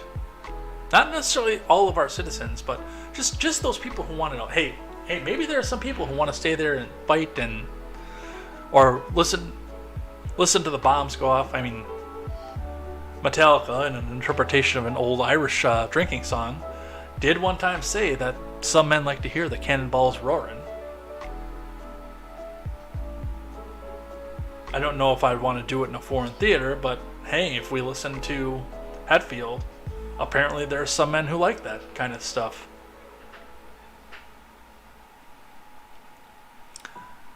The U.S., which had none of its officials on the ground for the evacuation, has been criticized by families of trapped Americans in Sudan for initially ruling out any... we read that one already.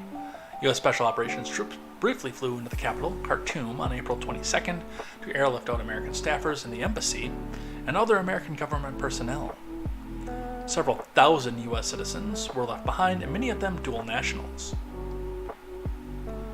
More than a dozen other nations had already been carrying out evacuations for their citizens using a mix of military planes, naval vessels, and on-the-ground personnel. A wide-ranging group of international mediators, including African and Arab nations, the UN, and the U.S. has only managed to achieve a series of fragile temporary ceasefires that failed to stop clashes, but created enough of a lull for tens of thousands of Sudanese to flee to safer areas, and for foreign nationals to evacuate thousands of citizens by land, air, and sea. Since the conflict between the two rival generals broke out on April 15th, the U.S. has warned its citizens that they needed to find their own way out of the country. Though the U.S. officials have tried to link Americans with other nations' evacuation efforts, but that changed as U.S. officials exploited a relative lull in fighting, and from afar organized their own convoy for Americans, officials said. How would you like to be in a war-torn region and hear your president say, hey, you gotta find your own way out of here, dude. We're sorry. We have no time for you. We have no resources for you.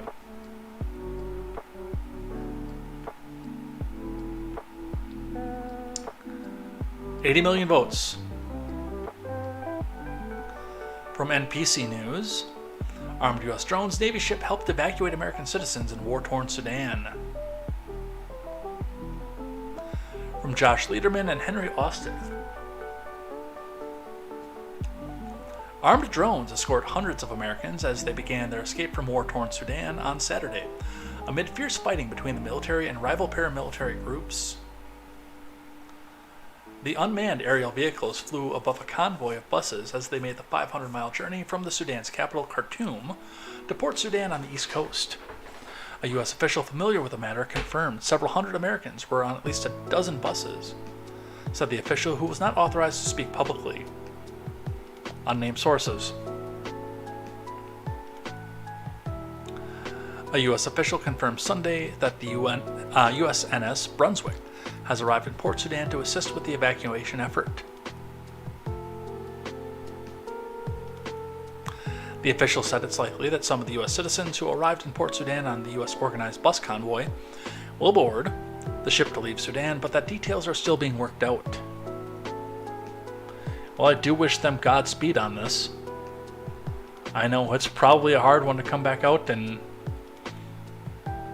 actually count on, but, you know.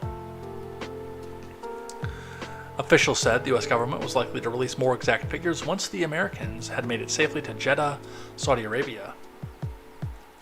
Separately, a Defense Department spokesperson said the Department of Defense deployed U.S. intelligence, surveillance, and reconnaissance to support air and land evacuation routes, which Americans are using.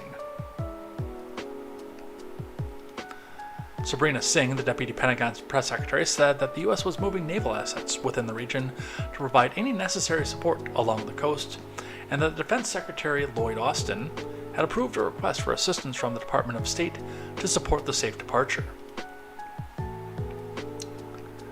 Matthew Miller, State Department spokesperson, said Saturday that intensive negotiations by the U.S. with the support of regional and international partners created the conditions allowing the evacuations of citizens and non-citizens alike, including Saturday's operation. Yeah, it sounds a lot more to me like they got called on their bullshit and decided, okay, well, we've got to do something. Meanwhile, closer back to home, from Fox 9, KMSP, Minneapolis, St. Paul. U.S. Defense Department tracking another balloon traveling between Hawaii and Mexico. From Greg Wiener.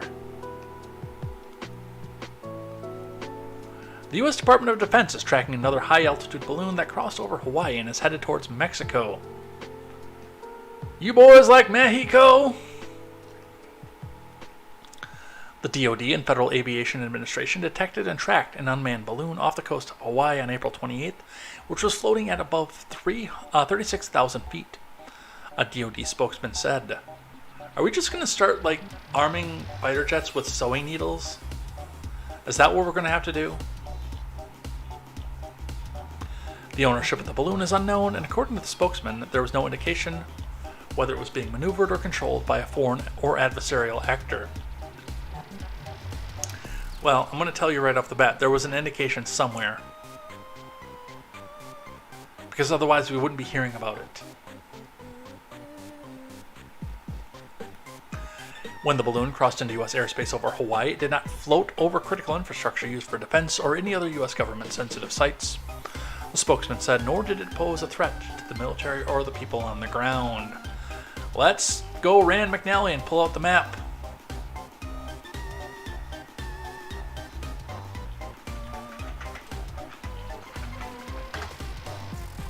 To try to figure out what is happening and where the ownership is coming from, or where it could be coming from.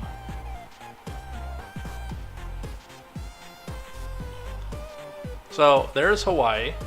So the balloon is somewhere in this long stretch. Almost as wide as the western half, well, as wide as the western half of the United States. Almost as wide as the entire United States. Where it's targeted, where it's going to go, we don't know. It might turn up and go into Texas, across Arkansas, Tennessee, and up the eastern seaboard. It might stay over Mexico.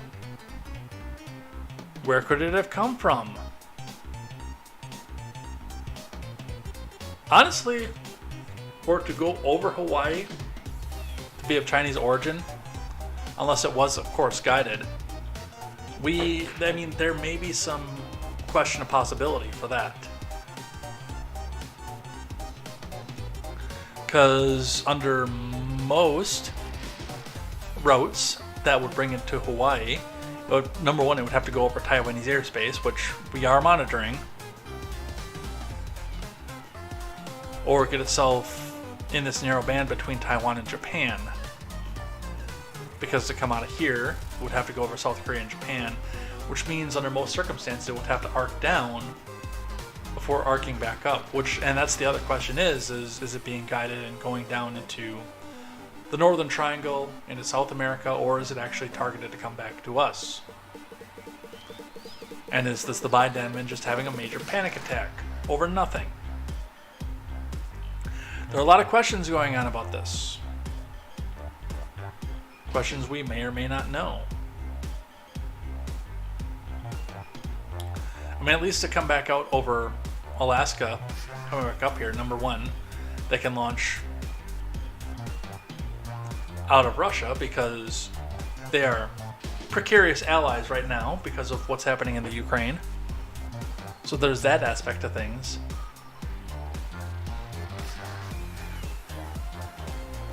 But this is more of a wait and see and less of a we don't know what's actually happening here. Politico reporting the U.S. won't shoot down balloon spotted off coast of Hawaii. From Kelly Garrity. After monitoring an unmanned balloon spotted off the coast of Hawaii over the weekend, U.S. officials have determined that no action need to be taken to remove the mysterious unmanned object. The Defense Department and FAA first spotted the object on April 28th, DoD spokesperson said on Monday. Though it is unclear whom the object belongs to, it did not appear that it was controlled by a foreign or adversarial actor, the spokesperson said. Based on these observations, the Secretary of Defense concurred with the recommendation of his military commanders that no action need to be taken against the balloon, the spokesperson said. Well, again, we'll see. I don't know what's happening with this. You don't know what's happening with this. But we'll continue to watch and see what happens with it. Again, reminder that unless there was some sort of suspicion out there, they would not be reporting on this. Well, we don't have a lot of live chat here, so I think we're just going to keep going. A lot of lurkers, not a lot of chatters.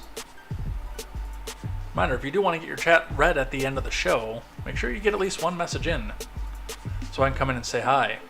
I have addressed Grant and Luke Wee's chats already earlier in the show, but as is tradition, I will address them again at the end of the show, but we'll be doing that in, well, probably closer to 8:30 now.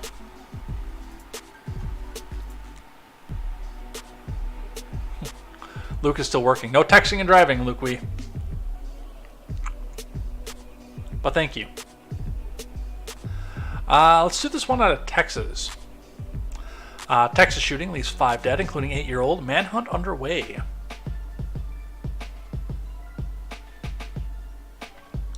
From Chris Pandolfo. 5 people, including an 8-year-old boy, were shot to death late Friday night in southeast Texas, police said. The San Jacinto County Sheriff's Office responded to a call for harassment around midnight and discovered 5 people had been shot at a property at the 100 block of Walters Road at the Trails End area of Cleveland, about 50 miles north of Houston.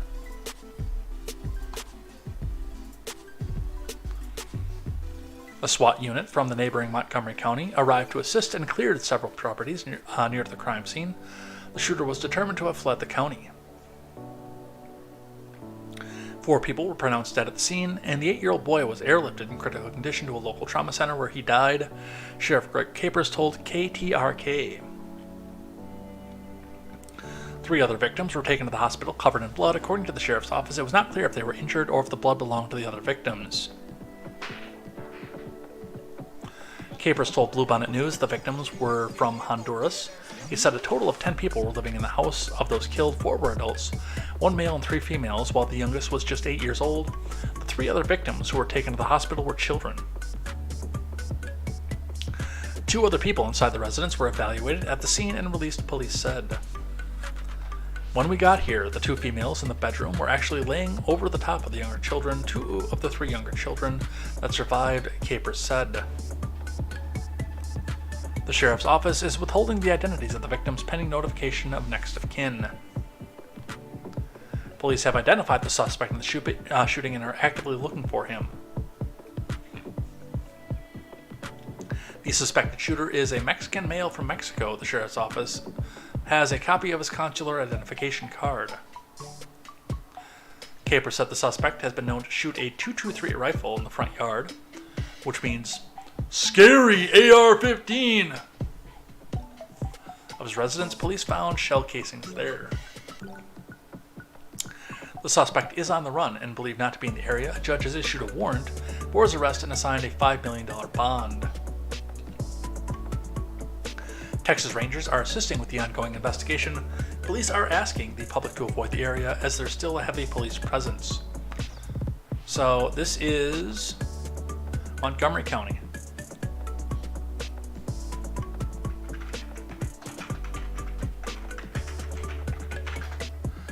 Let's get the map.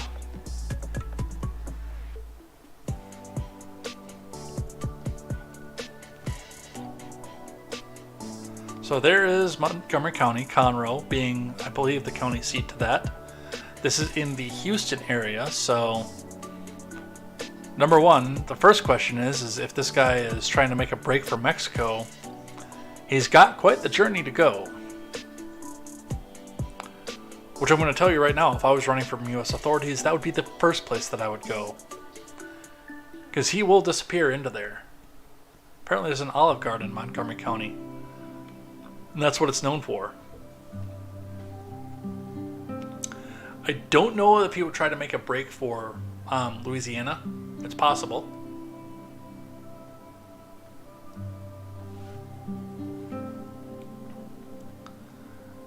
I would think, and again, that would probably be my first run, is to head south to Nuevo Leon. But I would also probably not kill anybody, because killing people is lame.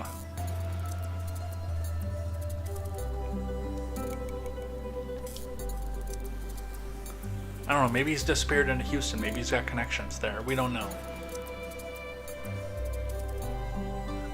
Reading from the USA Today, archived of course because of paywall. 0 leads on Texas shooting suspect, rewards increased, $80,000. Witness describes killings from John Bacon and Terry Collins.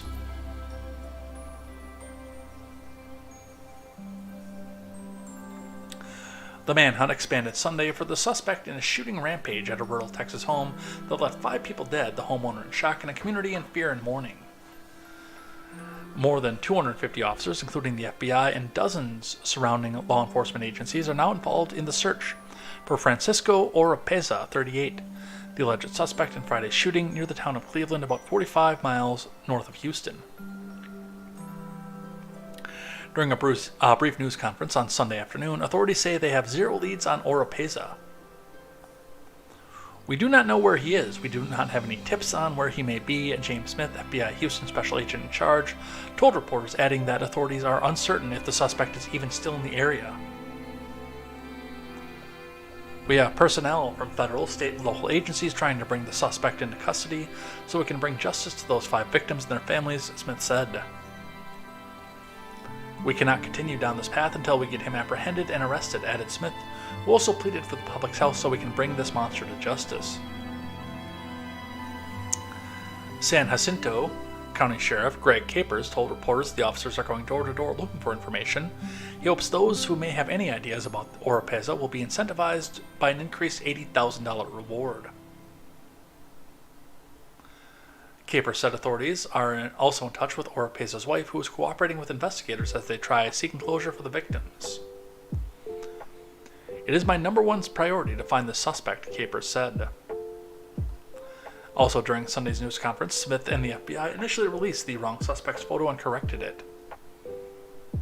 It was a mistake on our side of it, Smith said. We identified it. We acted quickly to remove the photo. We looked at what we had, and we are now 100% confident that we have the right photo out there. FBI spokesperson Christina Garza said the investigators do not believe everyone at home were members of a single family. All the victims were believed to be from Honduras, and some had moved to Cleveland from Houston a few days ago, Capers said. He said the suspect was from Mexico. Honduras Foreign Minister Enrique Reina said on Twitter that Honduran consulate in Houston was making contact with the families of the victims. Reina demanded the suspect face the full weight of the law. So, there were a couple things, and they are releasing the names. Of course, on this program we don't do the minors, but the victims were Julissa Molina Rivera, Sonia Argentina Guzman, Diana Velasquez Alvarado, and Jose Jonathan Cesares, and the minor victim as well, or the victim's died at the scene. The minor died at a hospital. Authorities say Oropeza was firing a gun in his yard when neighbors asked him to stop shooting because a young child was trying to sleep. Oropeza dismissed the complaint, saying he had the right to do whatever he wanted on his property, which he didn't. The confrontation quickly escalated, Capers said. The next thing they know, he's walking up the driveway with a rifle in his hand, Capers said. Video from the house shows the suspect heading to the front door. Capers said there were 10 people in the house at the time of the shooting. 2 victims were found draped over children who survived, indicating heroic effort to save them, which is good. That's incredible. So, no information as to the effort as to how to find this person, but I do hope that they do bring him in. And I hope he faces justice on this side instead of getting deported and seeing whatever Mexico would do to him.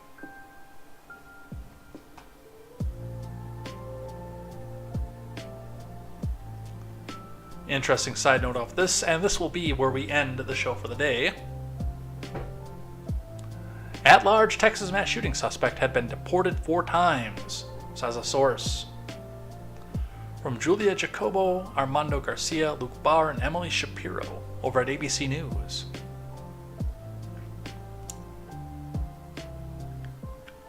And yes, of course, we're going straight to the guns on this one because he was shooting the scary AR-15. Francisco Oropeza, the man on the run after allegedly killing 5 Texas family members, is a Mexican national who was previously deported 4 times. A source familiar with the investigation told ABC News, "Build that wall."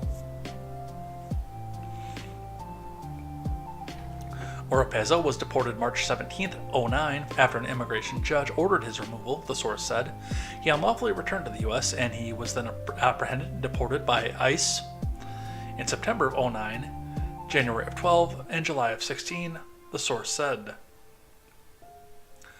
Oropeza had also been convicted in Montgomery County, Texas in January 2012 of driving while intoxicated and served time in jail, the source said. Why didn't they deport him again? The mass shooting unfolded Friday night after neighbors asked Oropeza to stop shooting his gun in the yard of his home in Cleveland, about 50 miles north of Houston, investigators said. Yeah, this guy sounds like a charming fellow, doesn't he? The San Jacinto County Sheriff's Office received a call around 11:31 p.m. Friday detailing harassment. Sheriff Greg Capers told reporters on Sunday. When deputies arrived at the home, they found 5 victims on the property, Capers said. 3 minors were found uninjured but covered in blood, authorities said. 2 of the female victims were discovered in a bedroom, lying on top of 2 surviving children, authorities told ABC News. Oropeza is still on the run and is a threat to the community, FBI Houston Field Office James Smith told reporters on Saturday. The FBI has 0 leads on where Oropeza could be, Smith said on Sunday, while announcing an $80,000 reward for information leading to his capture. And if you are in the area, investigators describe Oropeza as a 5'8" Hispanic man with a goatee and short black hair. The goatee is probably gone by this point. He was last seen wearing jeans, a black shirt, and work boots, which are all also probably gone at this point.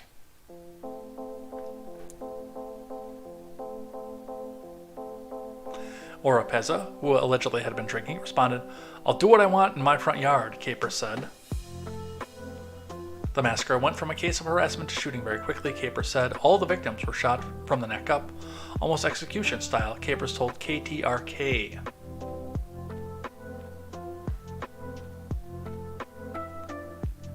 Footage from a Ring doorbell at the victim's house shows the shooter entering the home with a weapon.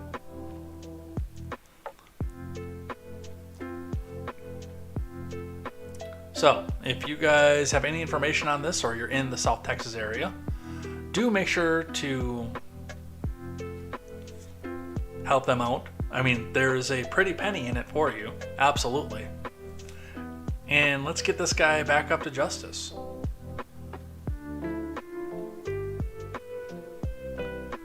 Again, I think that he's probably going to try to head for Mexico, but that's going to be a hard road to go for him. We'll see what happens. But with that, we are done. So, only got a little bit of live chat here for the night. Thank you guys all for everyone who's lurking, especially. We've got a lot more to do tomorrow, so hopefully we'll catch up on some more of this here. Depends on what happens in the next 22 hours, I suppose. 21 and a half. We're not going to start late tomorrow. We'll start on time tomorrow. Mostly because I won't have to go over a closed road tomorrow. I said that Luke Wee is here, so I'll repeat that for what happened at the top of the show.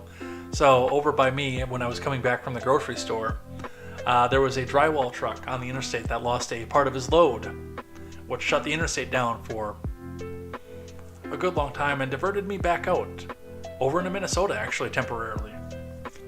So I had to go back and go around. I didn't get back here until 5:30. And then still had cold groceries I had to go put away. The room temperature stuff I left out, but the cold stuff had to all go away. But unfortunately, being keto, most of it was cold stuff, so. And because of that, I didn't even start looking at articles until 5:45, and I'm like, yeah, there's no way that we're going to get started at 6. And that was before I realized there were going to be 66 tabs. Some of it got moved over to things I like and things that I hate for Thursday, which we'll be doing on that. But yeah, let's have a look here. Nobody on the Rumble side. For as many views, and there are a lot of views that come in on the Rumble side, I don't get a lot of chat over there. So guys, don't be shy. Come on over. Say hi. But over on the YouTube side, all of our chat's coming in from YouTube today. Grant says, Biden has actually made me poor. My net worth has decreased under Biden. Literally stole years from me when you think about the labor it took me to earn that money. Yeah, we talked about that when that chat came in too. And a big portion of what's happened under the Biden admin has been, number one, your paychecks have gone down, but, with the housing market crash and the stocks crash too. My parents are going through that. Both of them on fixed income right now and trying to live off my dad's 401k, which lost, I think he said like $10,000 in value. And my dad had a really good job, so it was really well funded when he retired, but to just see that number trickle and go away, they did finally pull everything back out of there and put it into something that actually had a good rate of growth, thankfully. But to continue trying to do something, and of course, if you pull it all out once, and I can't imagine what the capital gains was on that over the years. That had to hurt.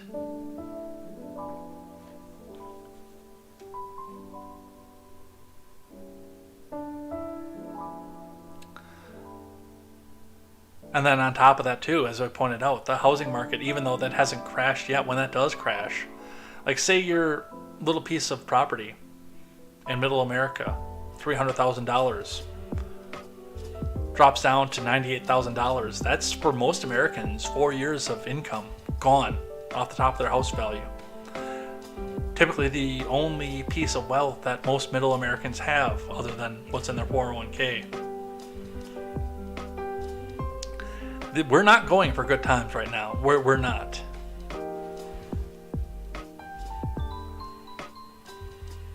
Luke Wee is here. He's still working, which I accosted him and said, no texting while driving.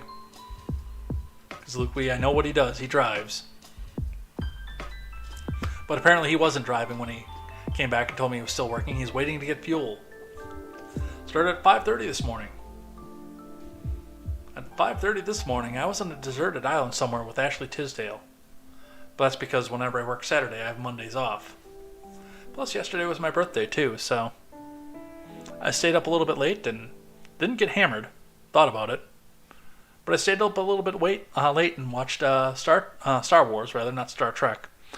I watched all of Phantom Menace and a part of Attack of the Clones while eating sushi. And I spent actually the majority of the day with my parents and my sister, so it was a good day.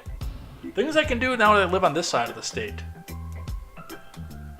Trust me, that would have been a little bit more of an imposition before I moved. So, pretty happy with that. And the 80s kid, our friend from across the pond, has been here, but loitering. So, that is our live chat for the day. We'll see if we can get some more people in here for next week. And maybe see if we can get some of our Rumble participants in there. I should probably go check the Odyssey. Even though that is as slow a growth, by the way, as YouTube is at this point. Nobody over on Odyssey. One currently watching, that's probably me. Check the other chats just in case somebody didn't come in here. Spartan actually throwing a couple lemons at me too, by the way. Thank you, Spartan, for that. on the Twitch side. By the way, I also missed last week that the Mogwai threw 5 biddies at me, which is 5 cents, but still. So we've got a lot of good stuff going on here, but we're going to head out of here for the day. Oh, we got one more that landed in. 80s Kid says, happy birthday, man. At my age, I don't celebrate. I am probably right around the same age as you, considering you're an 80s kid and I was born in 84. We're probably not that far apart in age. Who was it? Who was I talking to the other night? Oh, Highleaf. Was he Highleaf on YouTube? Yeah, he's Highleaf on YouTube. He's Golden Leaf in the chat. Said that he thought I was actually like 30. 30, 31. Said, no, I just turned 39. Oh.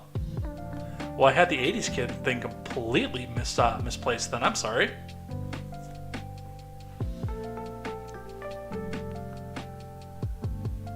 Alright, let's head out of here for the day.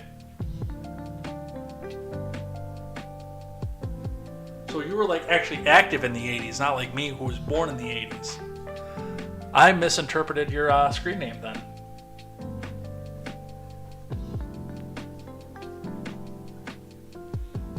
Where's my outro music? There it is.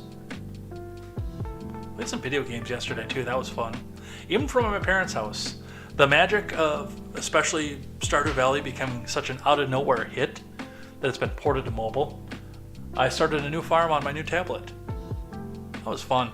I love Stardew Valley. I don't play it enough. I have a 34-year-old son. Mazel tov!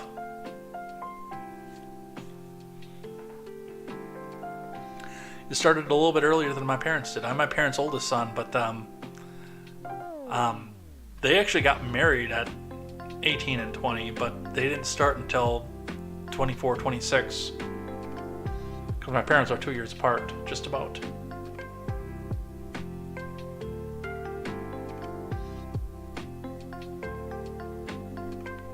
Alright, anyway. That's enough personal stuff for me. You can see my jeans from here. In the dryer that doesn't work, or from the dryer that doesn't work. I gotta go buy a house. By the way, any donations, if you guys go into, and I'm gonna reset up a new donation. I don't know what I'm gonna use for donations yet, but I'm gonna set something new up for that. But any donations that you guys make from me from here on out, I got this for my birthday. New house fund. Anything that comes into a donation, I'll convert it into my bank account, obviously, but I'll take it back out as cash and just stuff it into here. Because that's where we're going for next. Because I can't live in this place anymore. It's tiny. Makes me sad. But that's what we're going to do. But the housing market's going to tank soon too, so I'll probably be able to get something for dirt cheap. But that is going to be on the desk behind me from here on out. On Sunday mornings. Why is ABC talking to me? The latest in the legal battle between Disney and Florida Governor Ron DeSantis. Video captures the moment a father and son are rescued from a rip current, and a legendary rock band announces I gotta scroll all the way its back up to the final top to tour. get it. These Shut stories up. and more in tonight. Shut up, you. Yeah, when it kicked over to live coverage, it kicked the volume back on. All right. We have made enough determination that this is a professional production here. Let's head out of here for the day. I'm hungry. That's the big thing, is I'm hungry.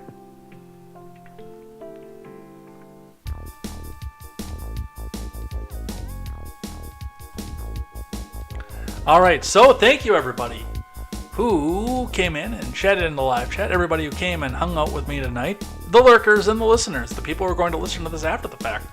A couple things that are coming up. I am going to make a concerted attempt again to go back and putting this on the audio platform, and there will be 2 new one-off videos that will be coming in the coming days. My thoughts on progressivism and why I can't support it. Spoiler alert, it's going to have to do with forced participation. And I'm actually going to go down the list of both the announced and the potential presidential candidates for the Republican side and tell you why I can't vote for any of them. I might actually sit home on election day in 2024 unless they actually bring me somebody I can vote for. Because it's not looking good right now. So those will be coming off as one-off videos, so they'll be a little bit shorter and more easily shareable and digestible. So look for that in the coming days, and the audio platform coming up as well to try to get some more outreach to this. Plus, of course, you can always check us out live or on replay on YouTube and on Rumble, or live only on Twitch and DLive. Twitch being the best place for you to go back and make donations because I am monetized over there. And remember, you can use your Prime membership to make a free-to-use subscription every single month as well. So go check that out. Check out new ways to come back and support this, and there may actually be even a Give, Send, Go to try to get the down payment off a house. We will see what happens with that. But we're going to head out of here for the day. Thank you, everybody, for coming by, and we will see you next time here on Contemporary. And until then, I'm Jay Edgar, and this is Contemporary.